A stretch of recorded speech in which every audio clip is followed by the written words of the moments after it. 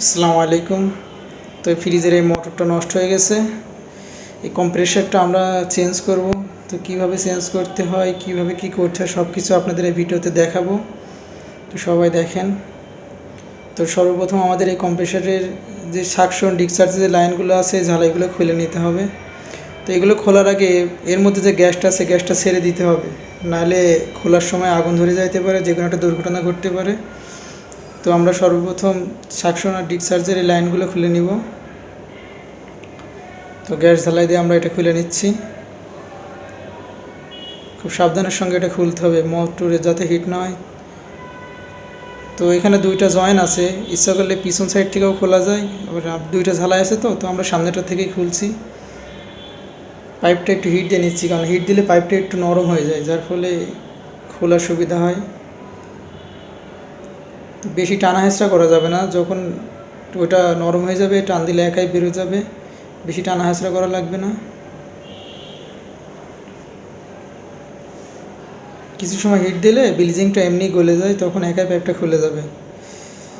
বেশি টানা হেঁচড়া করলে পাইপটা ব্যাকা হয়ে যাবে। হ্যাঁ, এটা খুলে গেছে।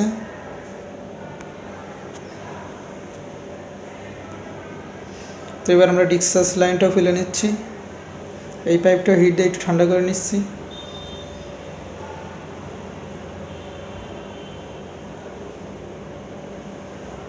এটাও টানা হেঁচড়া করা যাবে না, যখন ওইটা গলে যাবে টান দিলে একাই খুলে যাবে। মোটা পাইপ, যেটা মোটরের সাইডে মোটা পাইপ, এটাতে হালকা একটু হিট বেশি দিতে হয়, তাহলে এইভাবে খুলে যায়। তো এই সাইডে আছে চার্জিং লাইন, ওটা আমরা পরে খুলে নিব। তো ওই মোটরের চারদিকে চারটা লক আছে, কোনোগুলোই নাট বোল্ট দেওয়া থাকে, তো এইগুলোতে পিন দিয়ে লক করা আছে। তো আমরা চারি সাইডে লকগুলো খুলে নিব।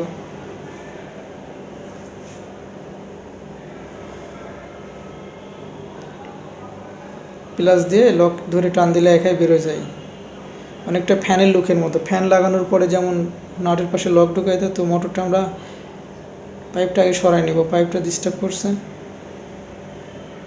এবার মোটরটা ধরে উঁচু করলে আস্তে বেরোয় আসবে। আমাদের মোটরটা খোলা কমপ্লিট।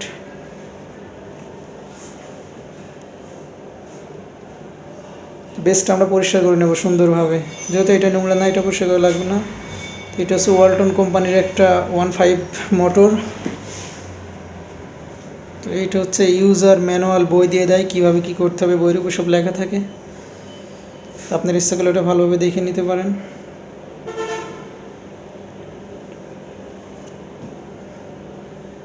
তো এইটা হচ্ছে নতুন নতুন কম্প্রেসার। সুন্দরভাবে বের করে নেবেন, পাইপে যেন আঘাত না লাগে।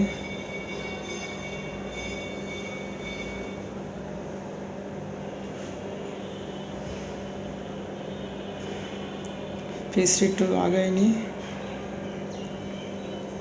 তো এটা হচ্ছে কম্প্রেসারের রিলে, ওভারলোড, ক্যাপাসিটার, সব কিছু এর মধ্যে আছে। তো এটা হচ্ছে রিলে ওভারলোড, এটা রিলে ওভারলোড, আর হচ্ছে এটা রিলে ওভারলোড, একসঙ্গে দুইটা দেওয়া। ওয়ালটনেরগুলো এইভাবেই দেয়। এটা টার্মিনাল কভার মোটরের, এটা একটা ক্যাপাসিটার, স্টার্টিং ক্যাপাসিটার। তো প্রথমে আমরা মোটরের চারদিকে চারটা রাবার লাগাই নিব। তো এগুলো লাগানো কঠিন কিছু না, যে কোনো এক সাইড ঢুকাই এরকম ঘোরাইলে একাই ঢুকে যায়। তো আমরা চারদিকে চারটা লাগাই নিব।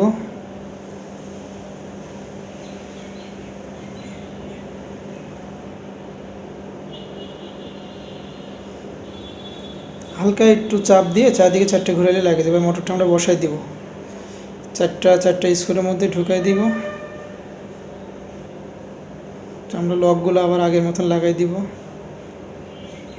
তো আমাদের একটা কাজ ভুল হয়ে গেছে, মোটরটা ওখানে বসানোর আগে বাইরে থেকে চেক করে নিতে হবে, যে মোটরটা চালাই দেখে নিতে হবে। তো আমরা আগে চালাই নিব।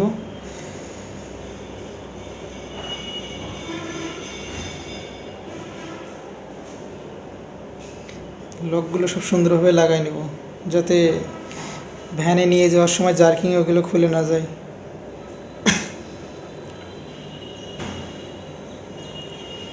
তো এটা সাকশন, ডিসচার্জার, চার্জিং, তিনটা পাইপ থাকে। তো একটা চার্জিং, একটা সাকশন, একটা ডিসচার্জ। তো এর সাকশন লাইনটা ওয়ালটন কোম্পানি থেকে চিহ্ন দিয়ে দিয়েছে যে বাম সাইডে সাকশন লাইন দিতে হবে।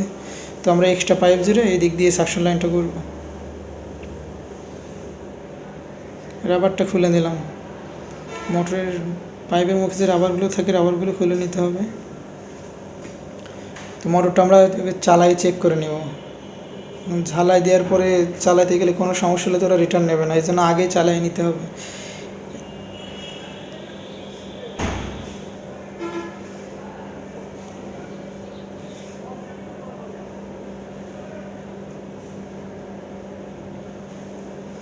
তো আমরা অ্যাম্পিয়ার মিটার বাদে অ্যাম্পিয়ারটা দেখে নেব। এটা 0.87 অ্যাম্পিয়ার নেবে। তো প্রেশার দেখব, প্রেশার ঠিক আছে কি না। হ্যাঁ, প্রেশার ঠিক আছে। 0.67 অ্যাম্পিয়ার। তো আমরা প্রেশার টেশার সব কিছু চেক করে নিব। তো এবার আমরা ডিসচার্জটা লাগাই দিচ্ছি। আগে ডিসচার্জটা লাগাইতে হবে, পরে সাকশন। তো আমরা ডিসচার্জটা আগে ঝালাই করে নিব।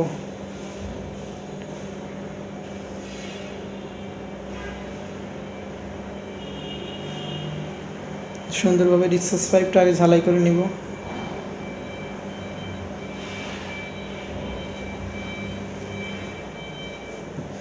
খুব বেশি হিট দেওয়া যাবে না, বেশি হিট দিলে পাইপগুলো কেটে পড়ে যেতে পারে।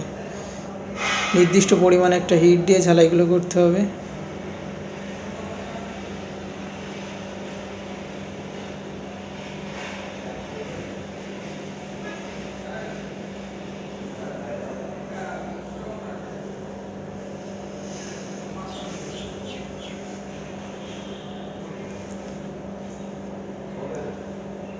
খুব বেশি হিট দেওয়া যাবে না, খুব সুন্দরভাবে ঝালাইগুলো করতে হবে যেন লিকেজ না থাকে।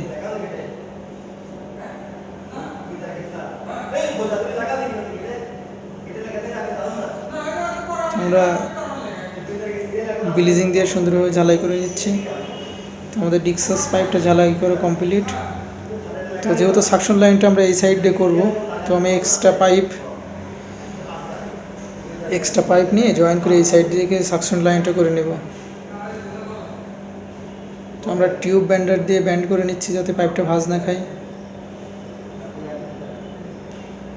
এটা স্প্রিং টিউব ব্যান্ডার বলে।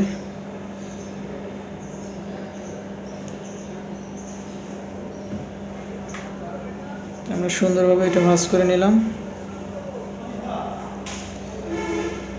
তো ইচ্ছা করলে এই পাশেরটাও সাকশন দেওয়া যায়, ওইটাও দেওয়া যায়, যেহেতু কোম্পানি চিহ্ন করে দিছে যে ওই সাইডে সাকশন দিতে হবে।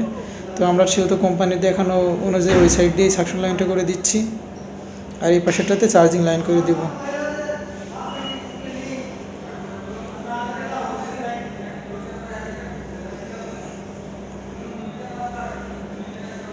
তো এবার আমরা সুন্দর করে দুইটা ঝালাই করে নিব।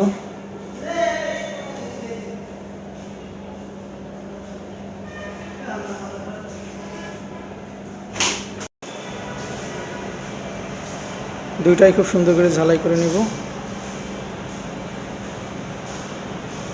মোটরে যাতে খুব বেশি হিট না লাগে ঠিক সেভাবে ঝালাই করতে হবে।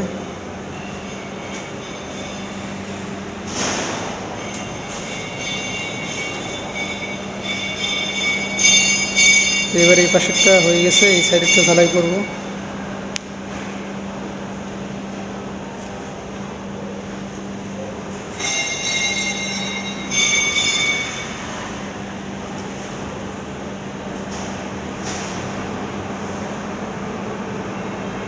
এটা খুব সুন্দর করে ঝালাই করে নেওয়ার পর আমরা চার্জিংটা লাগাই নিব। তো একটা ফ্রিজের কম্প্রেসার এভাবে চেঞ্জ করতে হয়, খুব কঠিন কাজ না, আবার না জানলে তাদের জন্য অনেক কঠিন, নতুনদের জন্য। কারো কিছু জানা থাকলে কমেন্ট করবেন।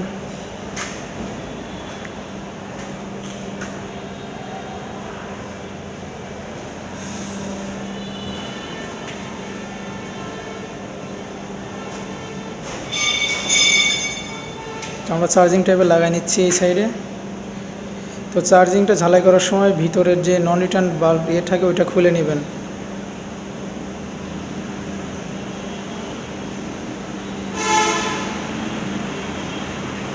তো আজকে এই পর্যন্তই। গ্যাস চার্জ অন্য একটা ভিডিওতে দেখাবো। সবাই ভালো থাকবেন। আসসালামু আলাইকুম।